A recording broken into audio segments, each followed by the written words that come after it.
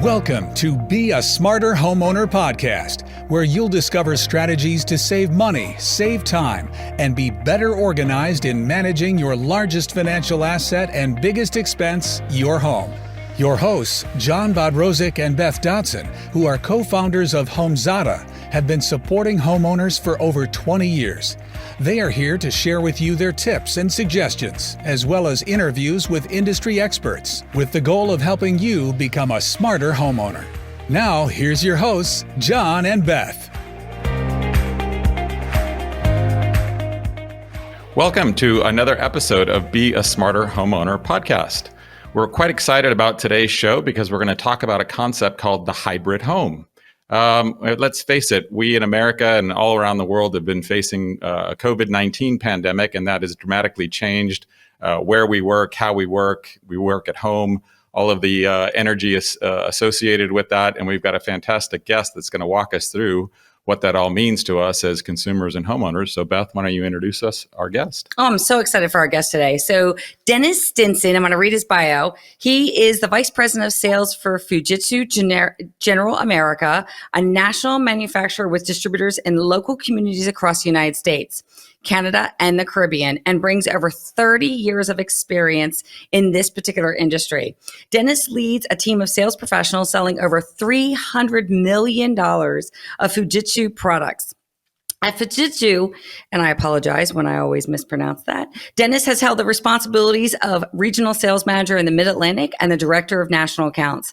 Prior to joining Fujitsu, Dennis spent his career as a manufacturer's rep, representing various manufacturers in the HVAC industry throughout the Mid-Atlantic region. Dennis earned his bachelor's degree in business administration from Millersville University of Pennsylvania, where I have many friends who went there. So thank you, Dennis, for joining us. We're excited to have you on our podcast.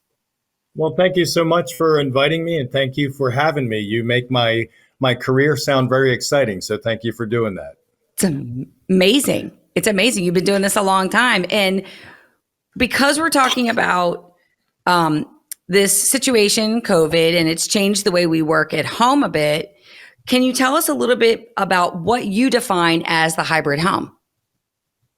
Yeah, so today we look at the hybrid home as really a home that's changing the use that might maybe how you originally planned on it happening. So prior to COVID, we didn't necessarily have students working from home. We didn't necessarily have us working from home. We would have commuted to an office and work there. So now our homes are changing their use, and maybe our home comfort system isn't really set up to handle that. So if we're moving into rooms that didn't have sufficient heating and air conditioning, now we need to take a look at that and repurpose how we're doing some of the living spaces in our home.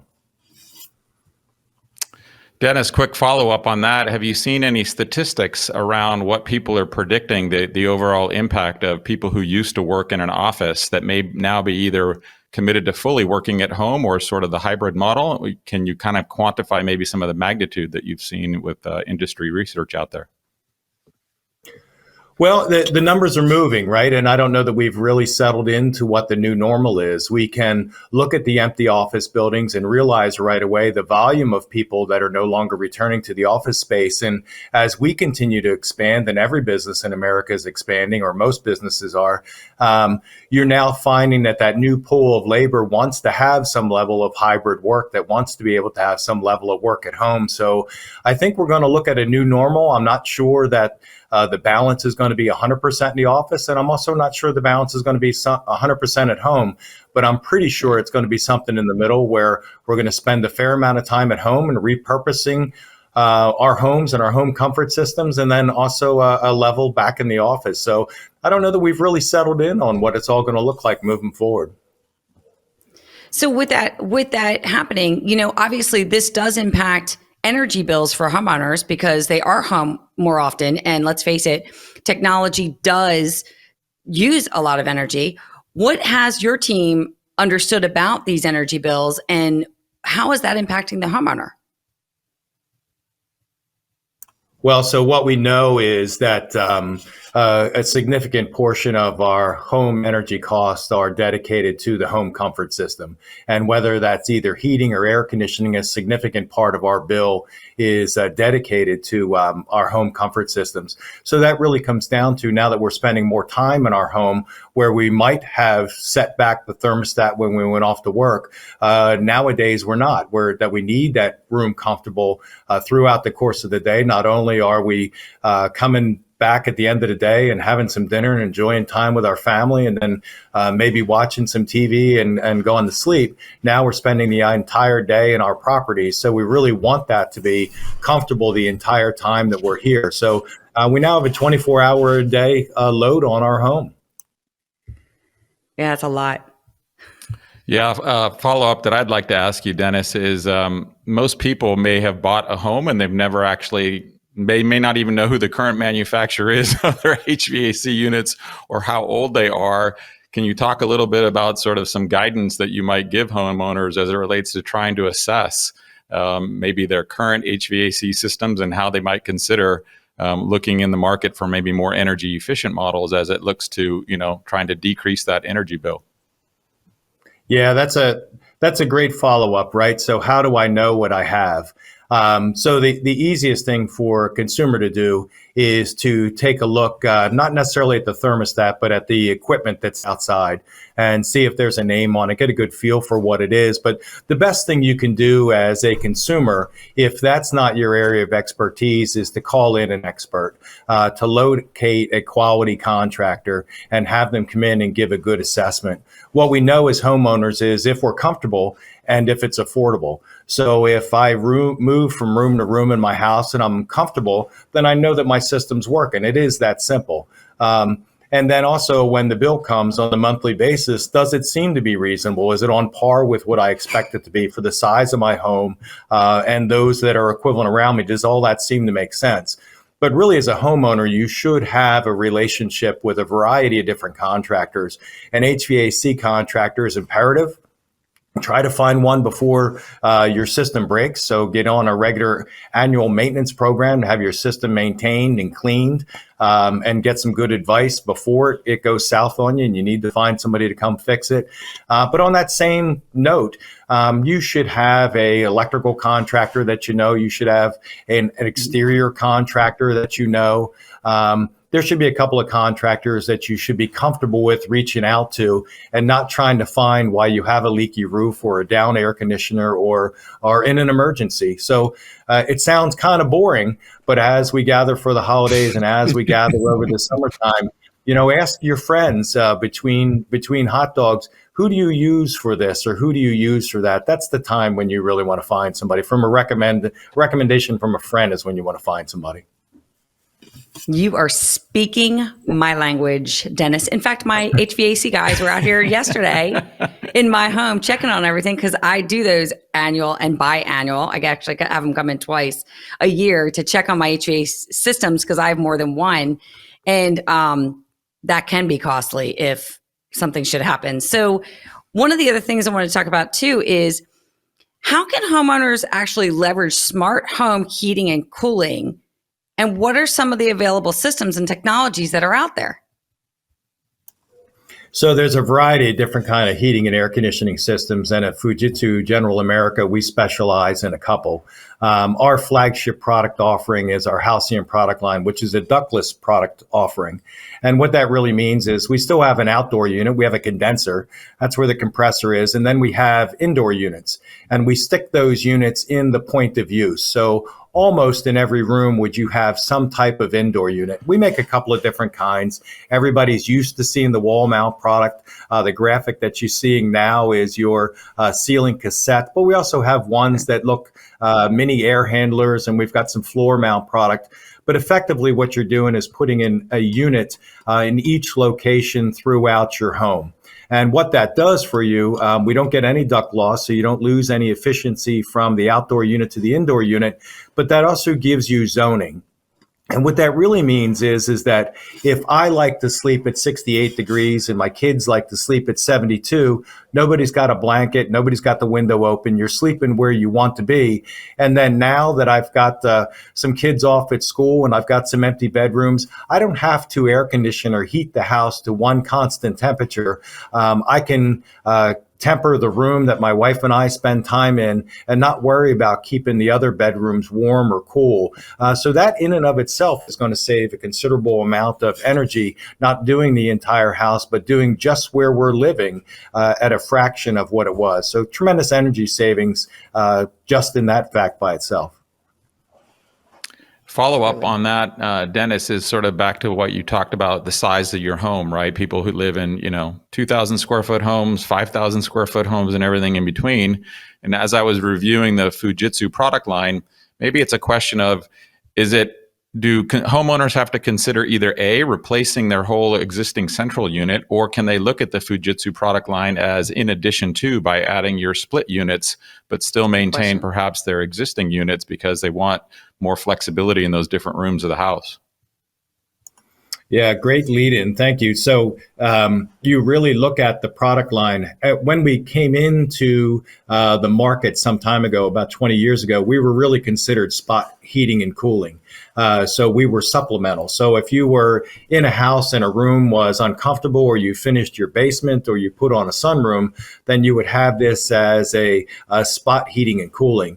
Then we kind of grew into supplemental, so that if you had a piece of equipment that maybe the room over the garage didn't quite get warm enough or cool enough, then you would supplement what was already there. Everything we make is a heat pump, and the technology of heat pumps has come a long way. If we look at heat pumps from back in the 80s, I was that guy that bought that house with a heat pump, thinking that I was going to be very environmentally friendly. And I found out that once it got to be 38 degrees outside, they didn't work so well. And I learned the concept of backup resistant electric and the cost of doing that.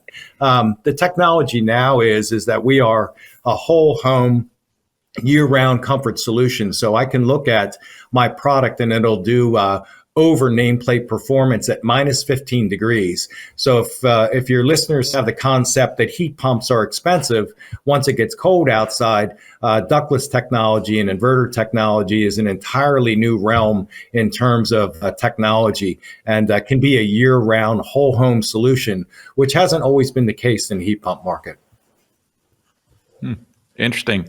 One question that we get asked a lot at Be a Smarter Homeowner podcast is, we're all about preventative maintenance, right? Which is trying to get homeowners to do all the things that you mentioned as it relates to the roof and the siding and the gutters and everything else. But we always get asked the questions around the smart home IoT. Can I control these devices with my phone? Am I going to get alerts and those kinds of things? Can you talk about how your product lines maybe address some of that sort of consumer experience aspect of the technologies that you guys provide? Yeah, so we do. We can be traditional, or we can be pretty forward thinking in terms of the technology. So if you want a wall-mounted thermostat, we have that. If you want a wireless remote control that would remind you to the degree of a cable box changer, we have that.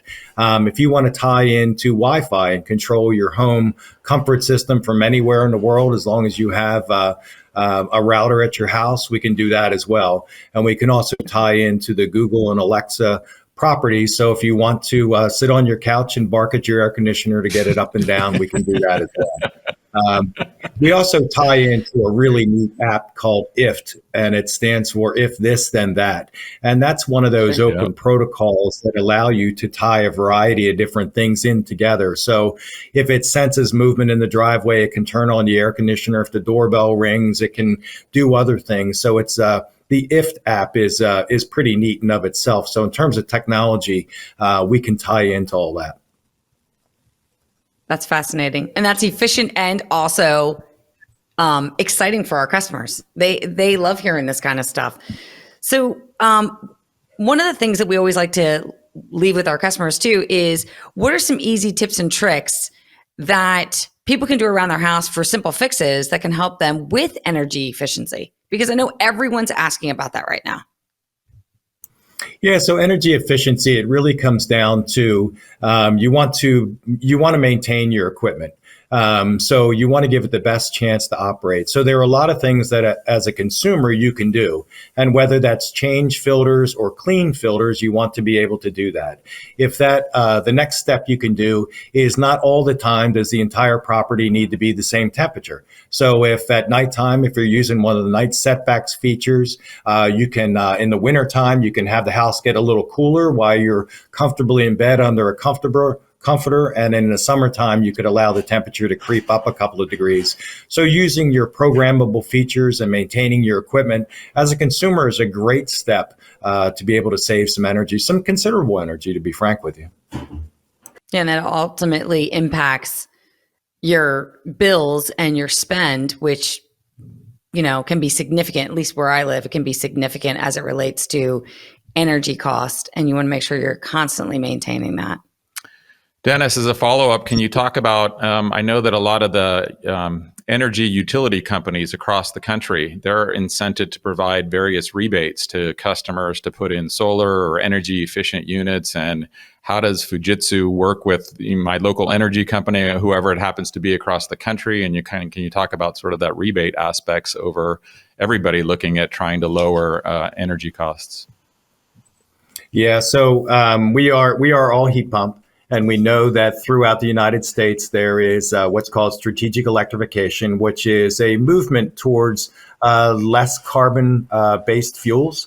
And there are some incentives to be able to do that. It's part of our national energy policy. It really has been there since the 80s to be able to incentivize higher efficiency pieces of equipment and a move towards electricity. So by going to our website, going into our rebate section, it'll locate where you are. So it's a geolocator. You can put in the zip code and it'll tell you exactly what rebates are available.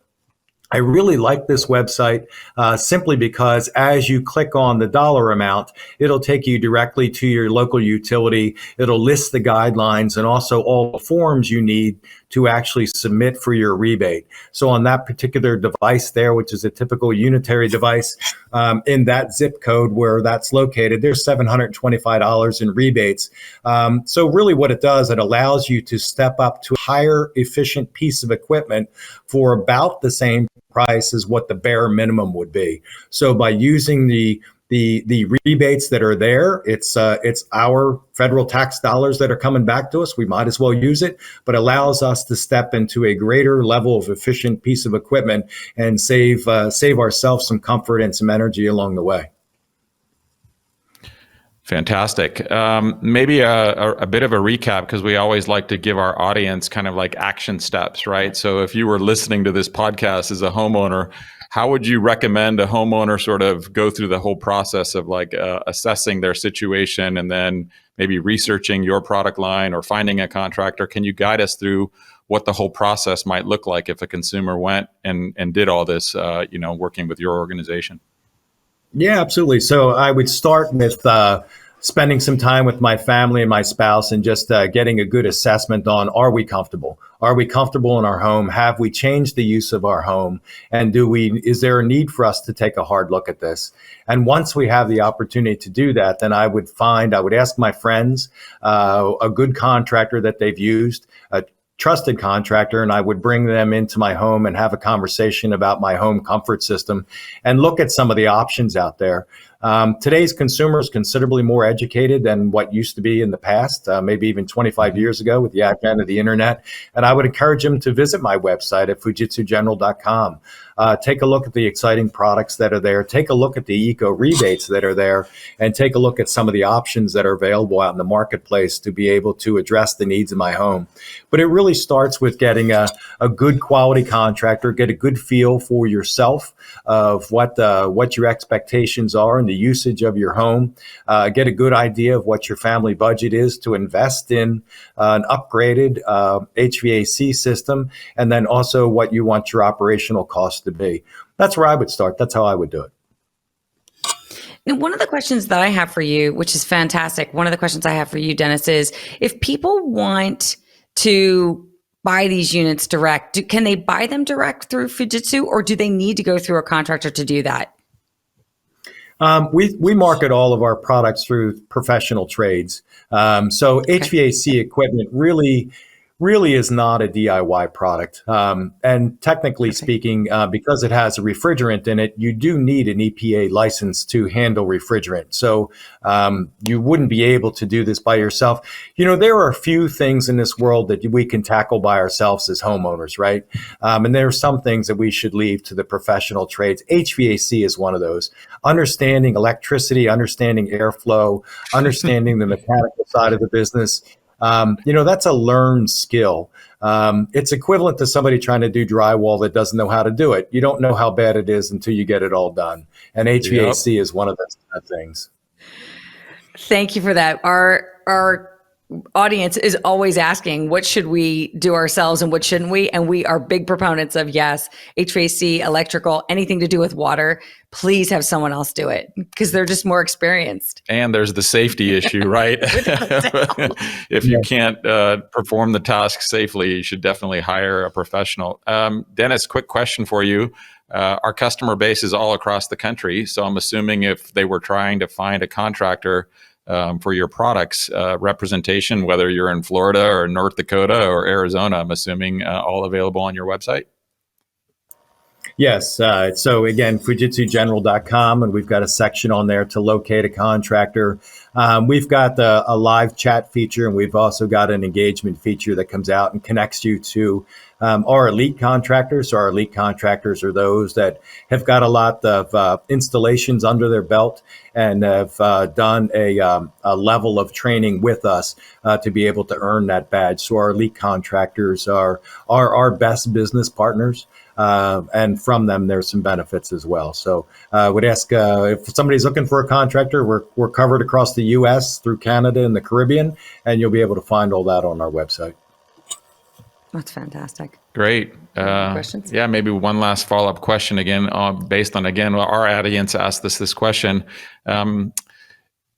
Would they expect to get a contractor to come out and provide them a quote over like what's all this going to cost in that sort of assessment phase? And we know that a lot of contractors may sort of charge like a come in an assessment fee, or they may incorporate that as a free part of their costs. But trying to get out there, any sense over how contractors deal with coming out and assessing your home kind of mentality? Well, certainly we leave that business model to our partners, and we don't prescribe to our contractor partners on how to conduct their business. But I think that when you have a conversation, it starts with having a conversation over the phone. And that's an extended conversation that this is where I am, this is what I'm thinking, and this is what I would like you to come out and give me an assessment on. I think there are probably, as long as there is a viable option there for the contractor, I would think that most of them would offer a free estimate. But again, I wouldn't, I'm not here to make that commitment on behalf of the contractor.